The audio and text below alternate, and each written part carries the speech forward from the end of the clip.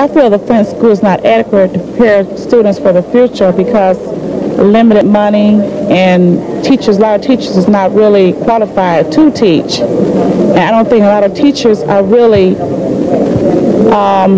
sensitive to the children's needs. I think a lot of teachers are just teaching for the money. I think in the Flint school, because they don't have the adequate funds, that a lot of teachers just gave up. My little girl goes to Carmen Ainsworth, okay, so I can only speak for them. And I believe that her education is really picked up from when I was in school. They're teaching them how to use computers already. You know, she's in first grade and already knows how to run a computer. That's pretty good. I think that our world is switching to a computer world to where, you know, they need that knowledge. She already knows how to read, add, subtract. So I think Carmen Ainsworth is doing an excellent job with our kids. The rest of the schools, I don't know. Do you think that Flint schools adequately prepare their graduates for the jobs of the future? Not really. They try, but not really. Why? Because it's so much they don't teach you, you know, about the outside world. I mean, they try, but they're not doing a very good job at it. What would you change about Flint schools to make them better? Once again, discipline and make children, you know, let them feel that, you know, school is right, you know, because it's a hard world out there. If you don't have education, you can't make it. You cannot make it at all. The school I went to, it's known that like only 39% of graduating seniors were productively illiterate. So what would you change about Flint schools if you could? Well, I'll make sure that if I could, there's something I could change about it, is make sure that before our students graduated, they knew how to, you know, read and write and can, you know, function productively. Maybe school year round, something like that. You know, they need to be busy. They don't need to be out here at all. They need to stay in school all the time. I went to community college for a year, and that's where I learned how to study and everything. I don't think that I really learned at Carmen. Do you think that the high schools prepare people adequately for the jobs of the future? No. No. I think the whole education system needs to a remedial. We need to redefine our education system so to be more spontaneous as to what's going on right now. I think we sort of live in the past. Welcome back to Hometown Magazine. My name is Mike Kelly. Our guest tonight is Mark Davis, Executive Director of Gear. Mark, one of the things that has hampered the Flint community in the eyes of some people is an historical hostility between segments of the population, specifically between the workers and the management in General Motors, since that is, after all, the core of the town, the General Motors community. And historically, the UAW and General Motors have had an adversarial position. Do you see that that is changing, and is it necessary that it does change? Well, I think it's absolutely necessary that it change, and it is in fact changing already. If we went back, and remember I'm relatively new to town, but if we went back 10, 20 years ago, the folks that I interact with tell me that relationships were quite a bit more hostile than they are currently today. And I think that's a credit to both GM and the UAW, as well as individual members, that they're taking a serious look at what's going on. I'm struck by the relationship where we were talking earlier about education. What is going on, in my judgment, in many ways within the plants, is that there is now an average higher educational attainment in many ways. Folks that perhaps didn't understand in a management context the value of quality. Well, now I've been given the education on the job, out of the classroom, wherever it is, to understand that quality is a necessary part of doing business. And GM, I think, can provide convincing data of improved quality, substantially improved quality as a result of that. We're not at an end at that, though. I would, if you asked me to forecast some of the biggest changes yet to take place within General Motors and the United Auto Workers and its membership, I would say it will be in this: how do we work together? What kinds of education do we need to be competitive? Let's be honest, there's tough world competition. that world competition isn't all in Tokyo, Japan. It's also right here at Honda in Ohio, and Subaru Isuzu in Indiana, and Toyota in Georgetown, Kentucky. American workers are productive, they are creative, they work hard, they do good things, but we probably need to be looking at what the standard is here. And as the fourth element of our strategic plan, we've said there is a world standard, and it is a competitive standard, and we must have the educational attainment both within management and labor to be able to meet that. Let me give you, for instance. Okay. Yeah. Let's take. Well, let's talk about truck and bus for just a quick second. Okay. It would be my assessment there have been major changes, improvements, if you will, in attitudes within truck and bus from where they were, say, a decade ago. Is the job finished? I think not. And the folks at the plant that I've talked to, I think, have a tremendously positive attitude about changes that can and will be taking place as they look at introducing some new product lines within their facility. Let's talk Buick City for just a second. I think you have to go back not much more than 6 or 8 years ago to see a plant that was definitely in trouble, and now one that produces perhaps the highest quality American-made car. And those are not accidents. Those are things that people have worked at, they've made a commitment to, they've gotten the education going, they've understood and shared information with each other. That kind of hard work is what it takes to be competitive. Our plan says do more of that. Don't let problems accumulate until they become fatal or until product quality or whatever slides. Let's deal with them forthrightly. I think people want to. Don't you see, though, that in the future there are perhaps inevitable conflicts, most specifically when the corporation looking at the bottom line says, well, we can't have this manufactured at a plant down in Mexico or over in the Philippines, and just have it shipped over here, and that will necessitate the elimination of domestic jobs. Aren't there areas in which it is almost inevitable that the union and management are going to have conflicts?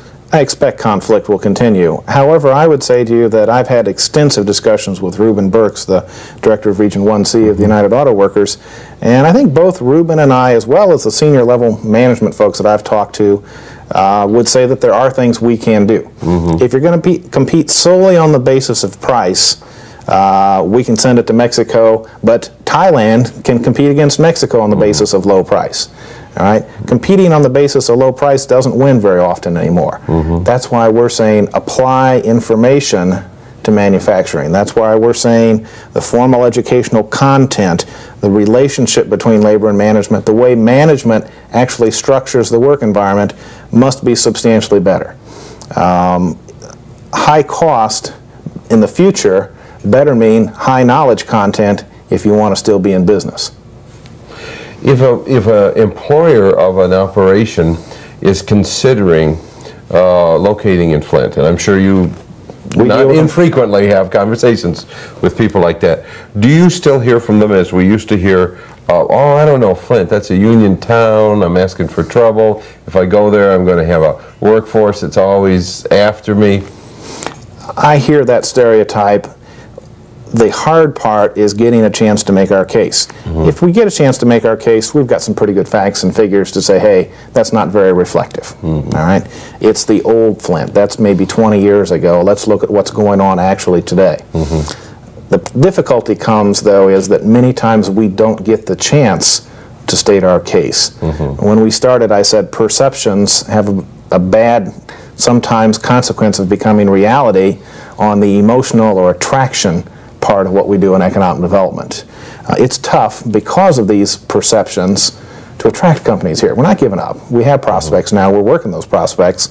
But I think we don't get as many chances because of some of these negative perceptions. Again, distinguish between reality. I think the reality is much more positive here than what the negative perception might be. Some of our own worst critics are right here at home. If we... well, we don't have to go much further than Michael Moore, but... not one of my favorite people, I gotta tell you. Yeah, but what do you find when you're dealing with people like this? What is our asset? Is it location? Is it infrastructure? What is it that Flint's got to offer? a potential employer? I think it's the work ethic that's here. It's the educated folks that really know how to make things. There's a real skill and a real pride and a craftsmanship that's true here. It's not fake here. I think that we are a very competent, hard-working community that perhaps, with some other changes in the educational field in particular, people would be more willing to locate here. You know, the stereotype, I think false stereotype, is indeed Roger and me. And the question is, are we going to roll over and play dead? And I say, heck no. And I think people are quite willing to dig in and work hard, and that's what it's got to take. I wish we've had a tendency in the past perhaps to focus on the quick fix or the one big project that would make everything better. That hasn't worked. I don't think it will work. I think that we need to find 100 small companies that make commitments to stay and grow here, and by the end of the decade that will result in us being more diverse and more healthy. But there isn't one big industrial plant to go recruit that's going to make a big difference. It's a series of literally hundreds and thousands of individuals and entrepreneurs making commitments here. Small things, but cumulatively, that's how the economies get healthy again. It took us a couple of decades to mess it up. I'd be surprised if it took less time to make it better. On that positive note, we're going to take a few moments and take a look at some of the things happening here in our community. And this is a new feature here on Hometown Magazines called Hometown Happenings, so that you will take advantage of some of the many activities and resources being offered here in the Flint community.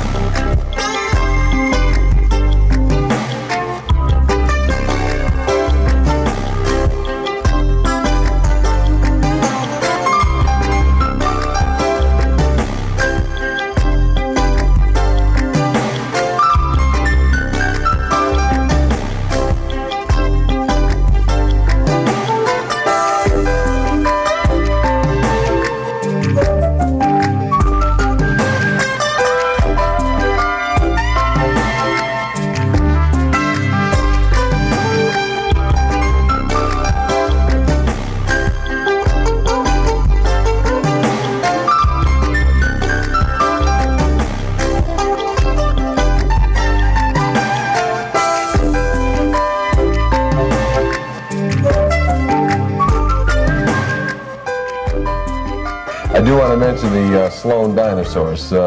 You may have noticed they're coming back again in February, March, and the first little bit of April. So those of you who have children or just love dinosaurs, that's a very enjoyable exhibit, and I think that touring exhibit has made a lot of museums' budgets over the last year or two. We're talking with Mark Davis from Gear, and Mark, you started to talk a bit about the future. A lot of people in recent years who live in Flint, have worked in Flint, many of whom are very committed to the community, who love the community, have affection for the area, have gotten fairly depressed about the prospect of the future of Flint. We've sort of had this vision of the slow decline, you know, And like most visions of the future, it hasn't quite turned out to be as bad as many would think. What do you see 20 years from now in Flint? Let's grapple this one right on. Yeah. We have to have a positive mental image of ourselves. Can't be Pollyannish, can't be, you know, fake, but it's got to be something that unites people, that pulls us forward. I would say to you that the some 25 or so people we had involved in our strategic planning process, they struggled deeply with this because it was difficult, at least initially, to come up with this uniting positive future vision. We didn't try to go out 20 years. We said, let's go 10 years, 1999. We were writing this, you know, recently. And what we said was, the kind of community that we want to be is related, if you will, to the 4 things that we say need to be done. Because we came back and said, we want to be better educated. We expect GM and the UAW to still be here, but we expect there to be fewer jobs, and the jobs that are there are going to continue to pay very well, but they're going to require a higher knowledge content and better relationships. Okay? The third thing is small business and entrepreneurship, doing things that we have not done in the past. They relate to information. They relate to manufacturing. And then I think obviously the K through 14, not K through 12, but you need to get an associate's degree or a 1-year certificate to be competitive in the future. If you do those sorts of things, and if that's the mental image of success that we lay out as a future for ourselves, I think you're going to see some interesting things happen. The downtown. I love to say that you can't be a donut. You can't be a suburb of nothing. I think it is important to us that the city of Flint live, that the city of Flint proper, that our downtown continue to fight back and do some positive things. The kinds of things we do are going to be different, though. There will be less retail. That's true nationally. There's no surprise there. All right? But there are office uses. There's the growth of the University of Michigan Flint. We're a little troubled now with the future of the Hyatt. We're obviously troubled over the future of the auto world. We've got to find solutions to those. And then, in fact, there are folks hard at work trying to come up with solutions to those. But did you notice that we had a major new building come out of the ground recently, the Dupuy and Ryden One Financial Center? We have the court building now downtown, which has taken what was essentially a vacant block and now made it whole again. It's different. It looks like we still have some problems, but our vision for the future is that we will continue to have a downtown. We're going to have more folks going to school. We're going to have the existing workforce going back to school. All right? It would be, you know, one of the images when I think of downtown Flint, and I'm a downtown person, I've always liked downtown, it is not hard for me at all to envision the University of Michigan eventually encompassing the Auto World facility, as they've already picked up the Water Street. Maybe the solution to the old Durant Hotel is that it will turn out to be a dormitory at some point. And you can imagine the impact of a campus that reached that far north of the river. Well, Mark, it's been a pleasure having you.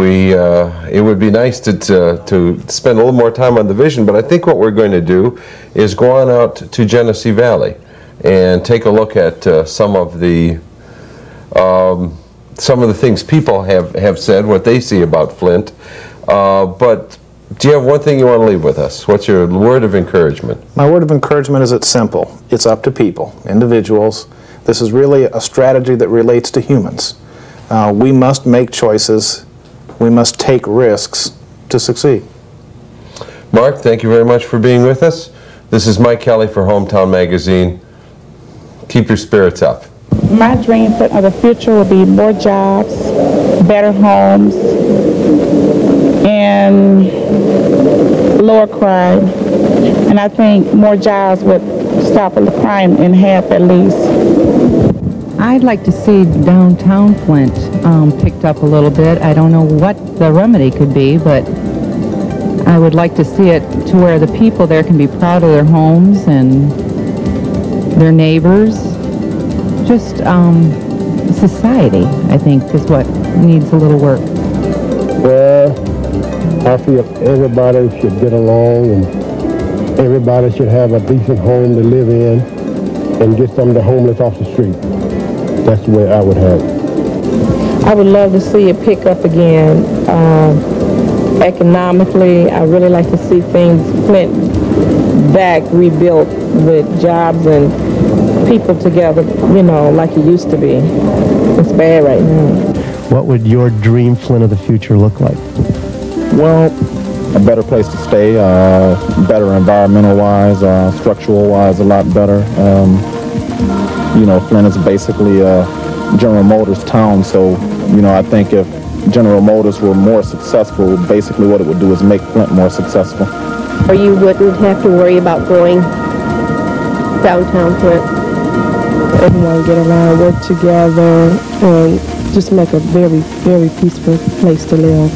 I really like it here, and we just need to work together. This is the most beautiful place it is. It's really nice. We have so much here, and no one is really trying to make it better. Everyone's against everything.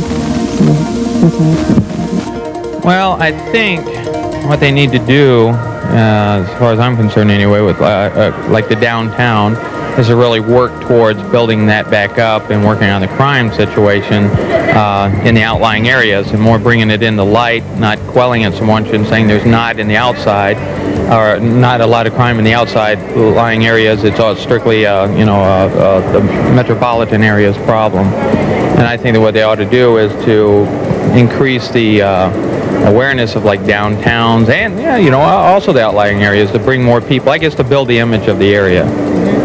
We're asking people if they would dream a bit with us, their dream city of the future. What would your dream Flint of the future look like? Probably Seattle. Can I say this? Bomb it and start over. We need more helicopters. They got a helicopter pad at Hurley. They got one at U of M Flint. And they still ain't got no helicopter. A windstorm destroyed the other helicopter, and all we got is a police helicopter. We need more helicopters.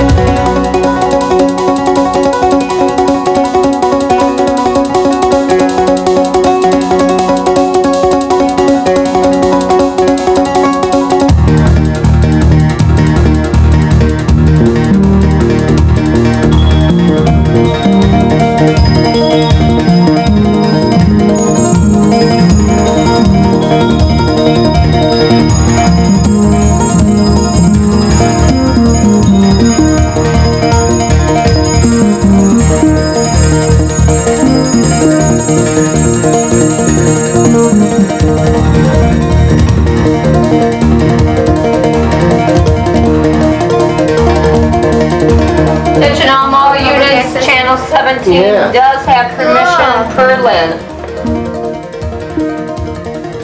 Are you a graduate of Flint High School yourself?